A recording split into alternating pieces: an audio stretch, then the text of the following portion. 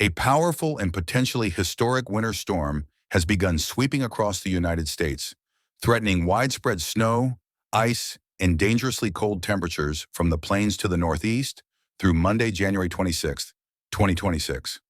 More than 230 million Americans, nearly two-thirds of the population, are under various weather alerts as the system barrels eastward. A storm of unusual scale. This winter storm, often referred to by meteorologists as Fern in Weather Service forecasts, has developed over the southern and central plains and is expected to travel more than 2,000 miles across the country. Its massive size and the interaction of Arctic air with moist, Gulf-fed systems are producing a dangerous mixture of snow, sleet, freezing rain, and sub-zero temperatures. The National Weather Service and other forecasters say the storm could drop over a foot of snow in many regions and produce crippling ice accumulations, capable of bringing down trees and power lines. Impacts from Texas to Maine, southern states and Texas, parts of the South, including Dallas and surrounding areas, started seeing freezing rain and sleet by Friday, with ice expected to dominate the precipitation type before snow arrives.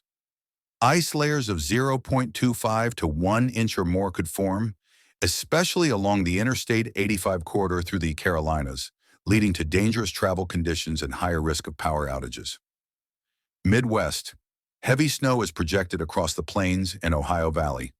Cities like Louisville and areas north of the freezing rain line may see their largest snowfalls in decades, in some cases exceeding 10 to 16 inches.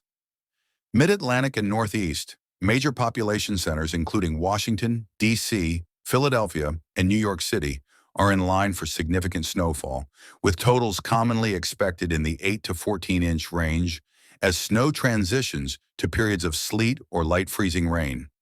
Travel disruptions and dangerous road conditions are forecast through Sunday night and into Monday. Cold, ice, and cascading risks. The storm doesn't just bring snow and ice, it has displaced a strong pool of Arctic air from Canada deep into the continental United States. This surge has already led to extremely low wind chill values in the northern plains, with conditions cold enough to cause frostbite in minutes. Ice accumulation is one of the more serious hazards, since even modest layers can weigh down power lines and branches, leading to extended power outages and blocked roads long after the storm has passed. Heavy icing events can have cascading impacts on infrastructure and emergency response systems. Governors in multiple states, including Texas, North Carolina, and others across the South, Midwest, and East Coast, have declared states of emergency, mobilizing response crews, National Guard units, and urging residents to prepare and avoid travel during the worst conditions. Airlines anticipating severe disruptions have already canceled thousands of flights across the nation, especially at major hubs, and issued travel waivers for passengers.